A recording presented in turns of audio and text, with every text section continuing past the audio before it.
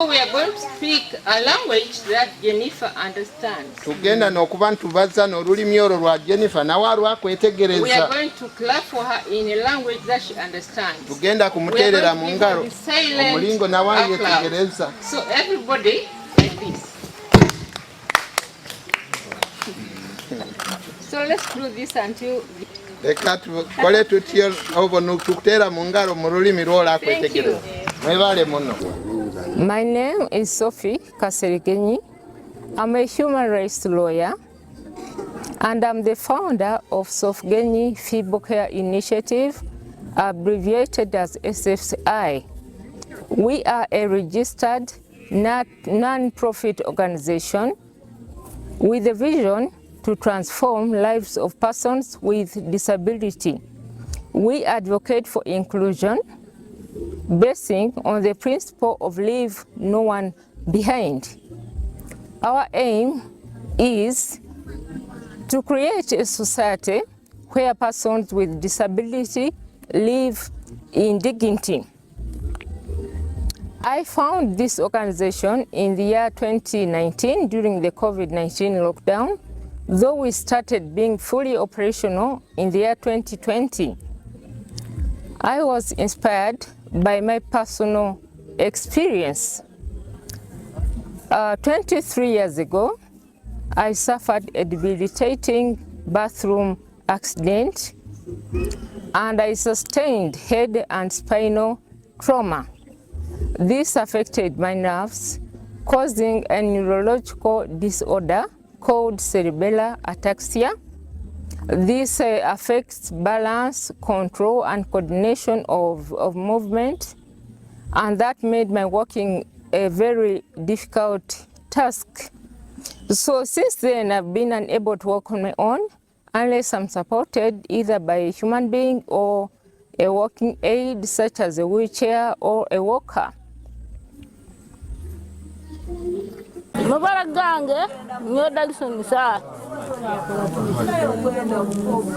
Nkusima Madame Sophie amoti mumpolgweru ati nsemereye mun kana Yesu wanga yeba. Nkusima Sophie beti hawokumpa kagali kana nyonsemereye nje kuyamba kumturukia heru ndo kumutahia aho na tungaka kanya amabara gange banyeta nyangoma zaituni nkusima munamoti Sophie abwe birunge byatukoleire nyowe nkantamanyire birunge byakora kuno kafuna omuntu yangama aliyoko mwakaserege ebiri birungi moragya ija funa era nyaija nyabifuna bingi munebi nyafunire. Sophgenyi Feeble Care Initiative has its bylaws that govern them. So it's these bylaws that dictate its governance structure. We have a board. I'm the executive director and also the secretary. We have a secretariat in Kampala, Ntinda. Our programs here include advocacy for inclusion, physiotherapy and occupational therapy, that is rehabilitation. We do socio-economic empowerment, capacity building, home outreaches, and physio and spiritual and psychosocial support. We aim at a holistic approach in order to achieve improved quality of life. So what we do as a team, we scout and penetrate the remote villages because we are more interested and more focused on direct service delivery. So we scout and traverse remote villages just to identify persons with disability. These are the persons who may be in need of our services, and we proceed to hold advocacy meetings right there in their communities just like we are doing right now. And through these meetings, we have achieved a level of sensitization, and slowly we are changing the way community looks at disability. I'm Alex Mwesigwa, the chairperson of the Health Gambire. I want to thank Sophie, our grandchildren from here. Actually, Sophie has done something so wonderful on a voluntary basis. She has lobbied for us wheelchairs, which are equivalent to 71. And this is the spirit we need. I'm calling upon our children from here, from Hoima, from Bulindi, who are in overseas to come back and help the local community. Because we are seeing that like now here, over 41 children have benefited from this project initiated by Sophie. Sophie is also having some disability which was caused just as a result of sliding in the house. Now I'm calling upon the government and all contractors that wherever you're constructing a service center, let it be a hospital, a school, an office, let it have a provision for people with disabilities in order to avoid such disabilities that are man-made. We, however, have many challenges. As I've said, we scout and traverse the remote villages. Some of our beneficiaries live in hard-to-reach locations. Some locations are really hard to reach. The roads are muddy, especially now in the rainy season, and some are almost impassable.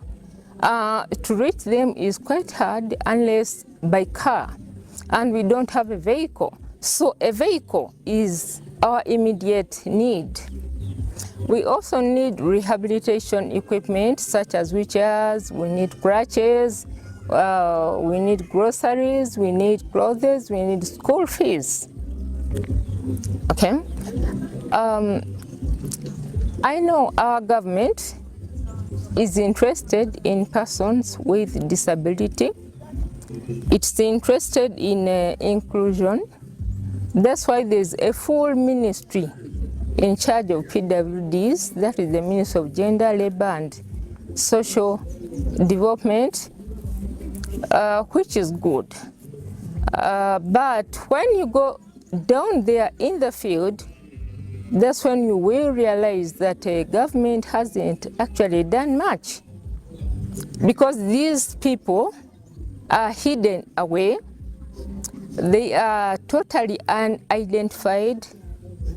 They are ostracized from polite society, and the stigma surrounding them is overwhelming. So they are not empowered at all, and they live in abject poverty. I therefore appeal to the government through the Ministry of Labor to at least allocate funds for procurement of wheelchairs. Because right now we rely on donors, on donations to get the wheelchairs. But I just wonder what will happen if one day the donors say, no, we've given enough to your government and the donations are no more. What will happen? Well, the government officials here, please, you have to look into that. But I also want to commend the government, because we have a beautiful legal and policy framework concerning disability inclusion. Unfortunately and ironically, this beautiful law looks mostly good on paper, but terribly lacking in enforcement. Okay? The reason I did not complete my back course at the Law Development Center is because I could not access the lecture rooms, which are on a higher floor, and the building is a high-rise building without ramps or elevators, and therefore inaccessible to a person using a wheelchair. So I could not. My dream about these children and any other person living with a disability is that they live a life of dignity. In Uganda, 12.5% of the population is living with some kind of disability. 16% of these are children under the age of 18, and most of them do not even go to school. So my dream is for them to go to school. My dream is for them, those who are really, really weak, we could do some rehabilitation, like physiotherapy, like occupational therapy. We could empower them. We could equip them with skills to earn a living. This is a big job. We cannot do it as Sophgenyi Feeble Care on our own. So we are open to partner with whoever is working towards an inclusive society. All our programs are geared towards the needs and rights of persons with disability, as guided by the national law, which is the Persons with Disabilities Act 2020, which resonates with an international law, the Convention on the Rights of Persons with Disabilities, CRPD, to which we assent. Thank you. And commit that we shall be together. In any case you call me, I'll add what I can for me. Kandi ni malira ni ngamba nti tujagenda maiso vaza kandi nja kuba ni mpayo kyone kinkusobora. But even if we haven't moved out of our families, my dear people, it's we ourselves who need to begin. Our homes should be reached by everyone. Now the most important thing, toilets. Kikulu munakano bokusanga omwana ino obulema rundo omuntu ino obulema omuka atakiasobora agenda halatrini na yegonza. It becomes very difficult when you find in a home you have somebody who is disabled and cannot access a toilet. Kandi gunu mulimo gw'omubiri gwaitu taino mulingara siba kandi taino mulingara kiha. And this is a body function. There is no way you can avoid that. Na bwekyo nkusaba therefore I request that we may accept the conditions in which we are operating, so that we can walk a right way with everyone. My prayer for all of you is that you must never allow the devil to make you feel you are less human because of a disability. You are our family, and you are your family, and we are all children of God.